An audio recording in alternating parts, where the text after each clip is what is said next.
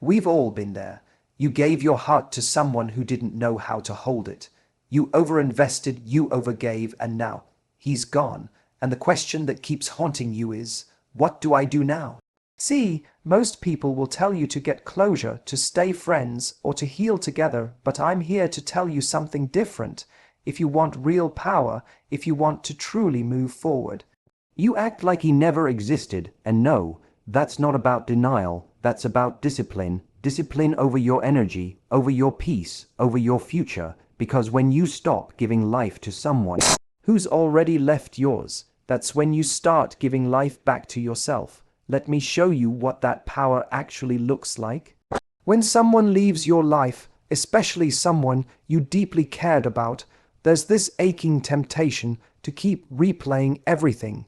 The late night conversations, the way he looked at you, the things he said that made you feel like you were everything, and then the silence. The disrespect, the way he walked away like none of it mattered, and so, naturally, you start telling the story. To your friends, to yourself, maybe even to him in your head. Over and over again, you go through every scene like it's a movie you're stuck in, trying to make sense of the plot, twist you never saw coming. But here's the truth no one wants to say out loud. Every time you retell that story, you're giving him more power. Not because he deserves it, but because your focus is the most valuable thing you own. Your attention is your energy source. It's your fuel. And wherever it goes, your emotions go, your motivation goes, your peace goes. So when you sit there, scrolling through old texts or talking about how he changed, or how he made you feel worthless, you're actually keeping him alive in your world. And for what? He's not there, he's not fighting for you, he's not losing sleep over you, but you are. You're mentally hosting a person who no longer has a seat at your table. And you're doing it because deep down, part of you thinks this story still matters. That, maybe, if you understand it well enough, you'll get closure. Or that holding onto it makes it feel more real. But the reality is, the longer you hold on to the version of you who was with him, the longer you delay becoming the version of you who no longer needs him. This isn't about pretending you never loved him. You did. It's not about pretending it didn't hurt. It did. It's about choosing not to feed it anymore. Because love and pain are memories, they only stay alive when you keep choosing to revisit them. Reclaiming the narrative doesn't mean denying what happened. It means deciding that what happened doesn't define what happens next. You get to tell a new story, one where he's not the main character anymore. Hell, he's not even a subplot.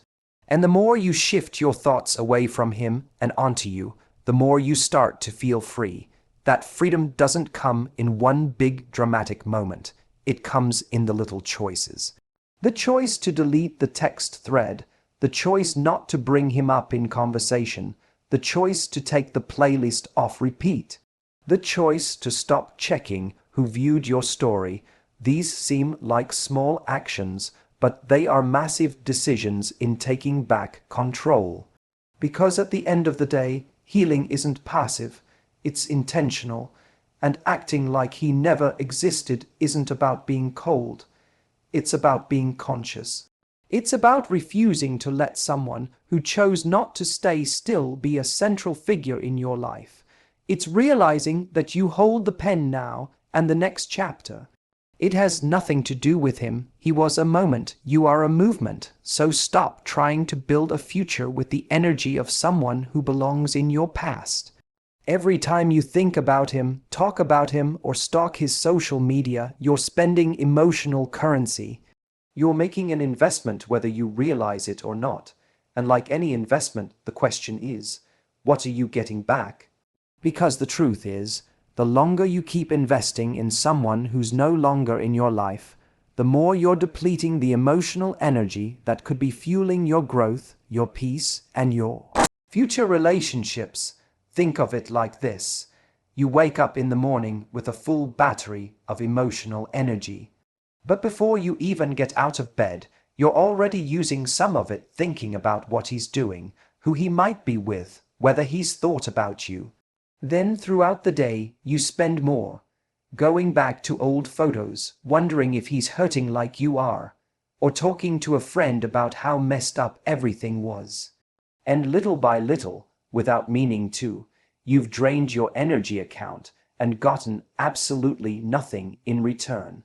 That's emotional currency being thrown into a black hole. He's not seeing it, he's not feeling it, and even if he is, it's not changing anything. You're the only one paying the price. That's why one of the most powerful things you can do for your healing and your self-respect is to become intentional about where your energy goes. You need to protect it like it's gold, because it is. You can't keep giving the most valuable part of yourself, your thoughts, your attention, your heart, to someone who has shown you they don't know how to value it. This is where people often get stuck. They think by holding on, by thinking about him, checking up on him, or keeping tabs, they're keeping some kind of emotional tie that will eventually bring closure, or worse, give them a sense of control. But in reality, you're handing over control. You're saying, here, even though you're not in my life anymore, I'm going to let you still influence how I feel, how I think, how I show up today. And that's not strength. That's emotional dependence. Acting like he never existed isn't about pretending the relationship didn't happen. It's about recognizing that your emotional resources are sacred. You don't just give them away because someone once had access to them. Access is earned, and it's maintained by consistent behavior, respect, and care. If he's no longer offering that, if he's not showing up in your life in a meaningful way, then he no longer deserves to occupy space in your mind. And when you start redirecting that energy back to yourself, you'll feel the shift. Instead of spending time analyzing his Instagram story, you'll use that time to dive into something that lights you up. Instead of giving your emotions away to someone who's not giving back, you'll invest them into people and passions that pour back into you. This is how you rebuild self-worth, not by waiting for someone else to see your value, but by no longer wasting your energy where it's not appreciated. It may feel difficult at first. Emotional habits are just like physical ones. They take time to break. But the more you notice yourself giving your focus to him, the more you can interrupt the pattern. The power is in the pattern interrupt. Every moment you pull your attention back to you is a moment of freedom. It's a statement, a declaration. You're saying, my mind, my peace, my heart, they're not free for the taking anymore. So ask yourself, where is your emotional currency going? And is it building something, or is it just burning? When you learn to protect that currency and invest it where it grows, you'll stop needing someone else to validate your worth. You'll already feel rich. There's this instinct that kicks in after someone hurts you, especially when they walk away without explanation, without apology, without accountability. That instinct says, I need to show him. I need to prove that I'm okay, that I'm over it, that I've moved on. So what do? You post the right photo with the right caption. You laugh a little louder in the videos you know he might see. You think, if he sees me thriving, he'll regret it. He'll come back. But here's the problem with that. It still revolves around him. Every move, every post, every fake smile is still tied to the hope that he's watching. That's not healing. That's performance, and performance keeps you trapped in the same emotional loop he left you in. Real power is not making noise. It's not screaming, look at me now. It's not proving a point. Real power is in the silence. It's in the complete removal of energy. It's in the shift from I want you to notice me to you don't even cross my mind. That's when the dynamic changes, not for him, but for you. Because silence isn't about punishment. It's not about being cold. It's about withdrawal of investment. You are no longer placing your energy, your time, or your emotional attention into someone who didn't treat it with care. That silence is sacred. It's space that now belongs entirely to you. You don't have to unfriend him. You don't have to block him out of spite. But you do have to stop engaging in the little rituals that keep him emotionally close. The scrolling, the liking, the subtle updates designed to trigger a response. All of that keeps the cord tied. All of that tells your nervous system this isn't over yet, but it is, and when you stop feeding it, it dies. And that's what you need. You need the part of you that keeps waiting for him to notice, to finally let go of the fantasy that he'll return with clarity and regret. There's this quiet dignity in choosing not to engage. You're not available for drama. You're not sitting around waiting for karma. You're not trying to make him miss you. You've simply redirected your attention to things that actually matter. Your peace, your growth, your healing. And the people who truly see you, when you do that, when you step out of the arena entirely, that's when you win. Not because he sees it, but because you feel it. You stop being the version of yourself who needed to be validated by someone else's attention. And maybe, yes, your silence will be noticed. Maybe one day he'll look at your absence and realize what he lost. But that's not the point. The goal isn't to make him think. The goal is to stop thinking about him altogether. The silence isn't meant to echo in his world. It's meant to bring you back to yours. Because every time you choose not to react, not to reach out, not to stir the pot, you build something much deeper than revenge. You build self-control, you build resilience, you build peace, and those things are far more powerful than any message, any story, any carefully curated appearance of moving on. So the next time you're tempted to make a statement, ask yourself, who is this for? If it's still for him, pause. Reclaim that energy, because the real statement, the one that says you're truly done, is silence, not because you're hiding, but because you've outgrown the conversation. There's this common fear that when you stop talking to someone, stop responding, or stop letting them back into your life, you'll be seen as cold or heartless. That somehow, cutting someone off or refusing to engage makes you the bad person. And if you're someone with empathy, if you've loved deeply, cared genuinely, it's easy to feel guilty about drawing a hard line. But boundaries are not about being mean, they're about being clear. Clarity is kindness to yourself. When you act like he never existed, it's not because you're trying to erase the past, it's because you're drawing a very clear line between who you were with him and who you refuse to be anymore. You spent so much time explaining yourself, explaining your worth, explaining why what he did hurt, hoping he'd finally understand, finally change, finally show you the respect you deserve. But the truth is, if someone didn't respect your words the first 10 times, the next 10 won't make a difference. What will? Your silence, your absence, your decision to remove access. That's the loudest clarity you can offer. Not out of revenge, but out of respect for yourself. You're not cold for doing that, you're conscious. You've recognized that not everyone deserves continued access to you just because they once had it. That's one of the hardest lessons to learn when you're healing, that love doesn't always mean loyalty. And loyalty to someone who keeps crossing your boundaries becomes betrayal to yourself. Acting like he never existed is a way of reclaiming what you gave away too freely, your time, your energy, your emotional availability. He may not have physically hurt you. He may not have been the worst guy you've ever known. But if he consistently made you feel less than, if he treated your feelings like they were optional, if he made you question your worth, then that's enough.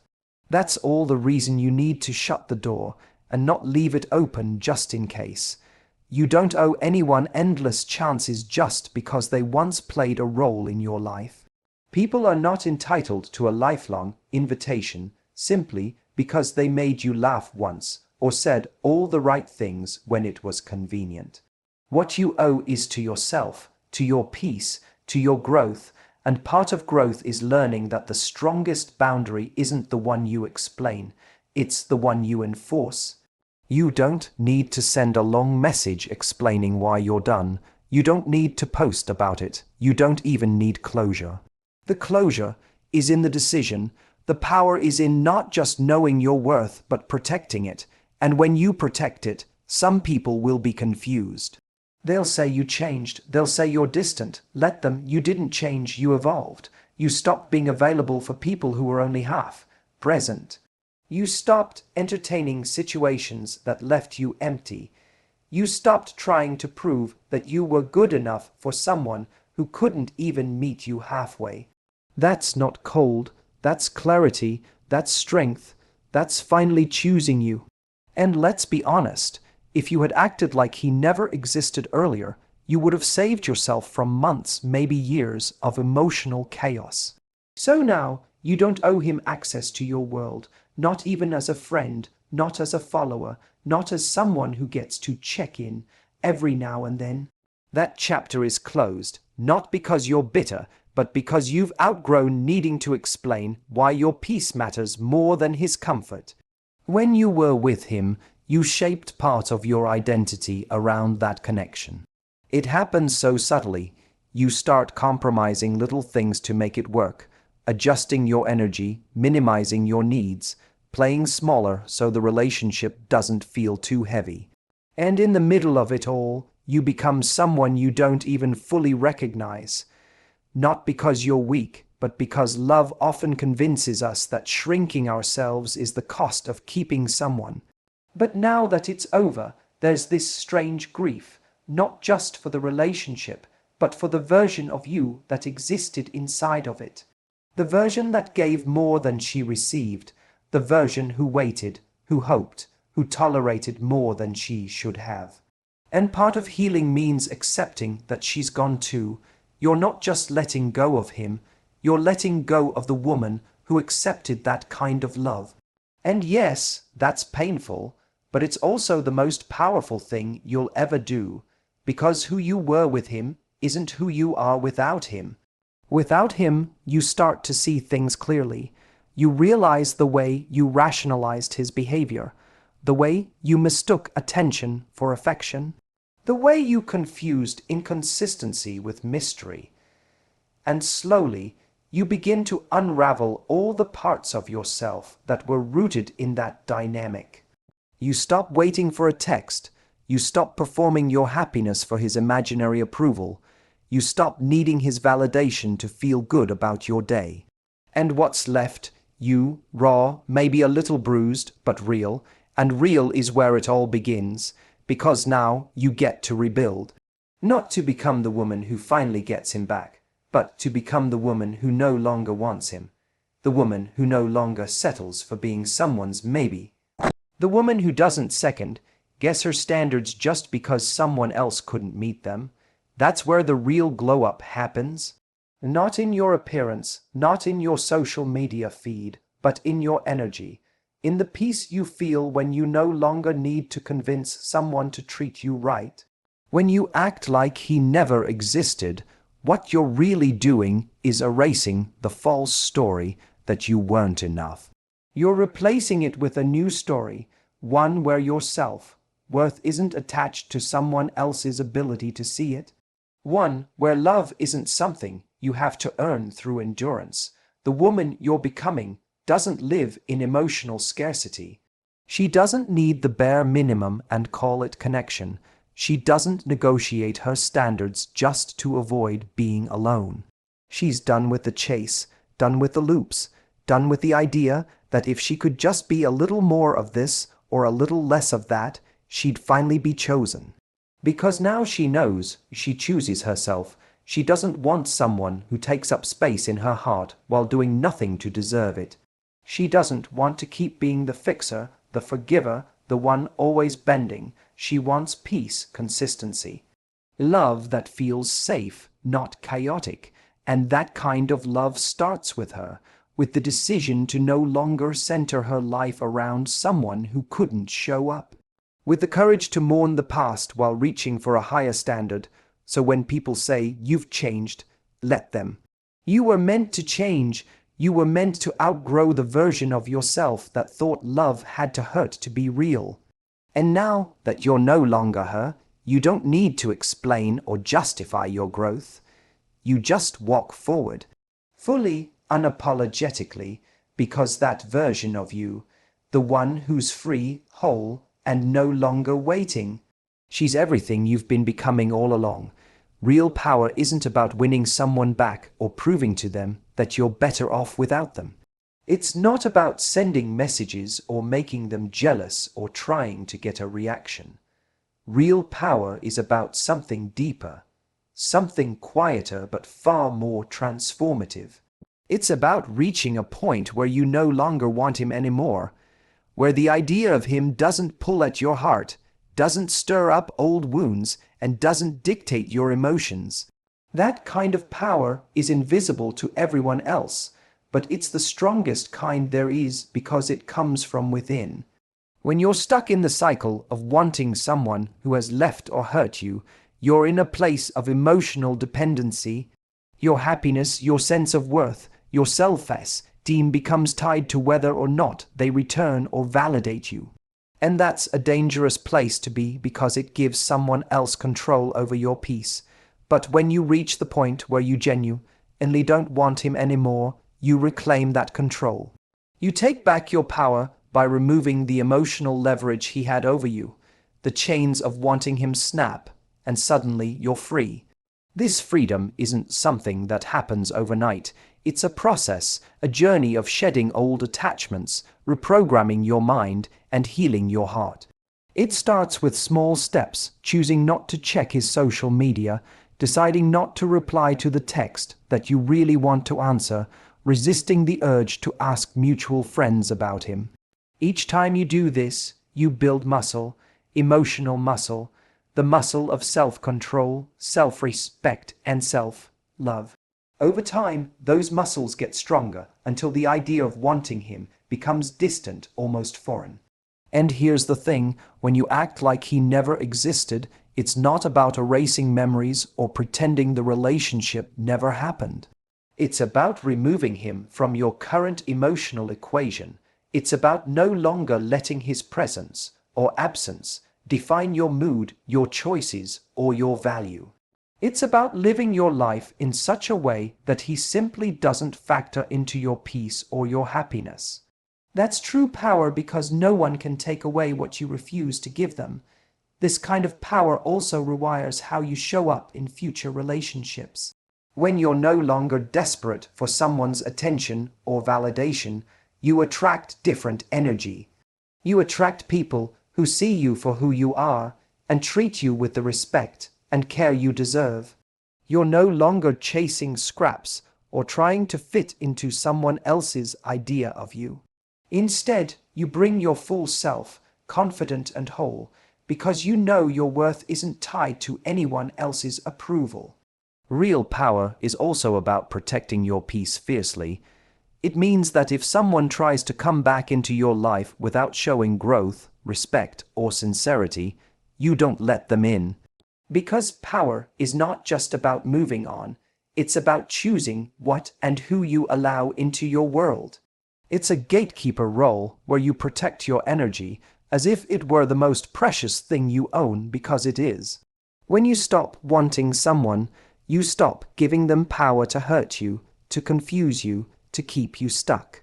You stop replaying the past in your mind or holding on to the what-ifs and maybe-ifs. You start focusing on yourself, your goals, your happiness without reservation or hesitation. And that shift changes everything. It changes how you feel about yourself, how you carry yourself, and how others see you.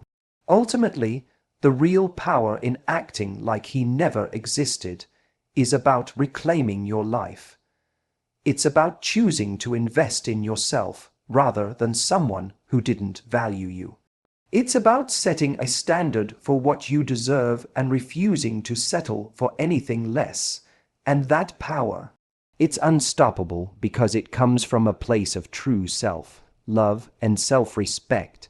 That's the kind of power that transforms your life, not because of what you say or do, but because of who you become.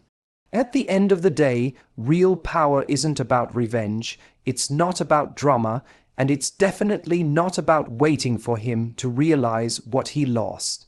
Real power is quietly, confidently, and unapologetically choosing yourself. It's about standing so firmly in your own worth that no one, even someone who once mattered, can shake your foundation. When you act like he never existed, you're not erasing your past, you're reclaiming your future. You're telling the world, and most importantly yourself, that your peace, your happiness, and your growth are non-negotiable.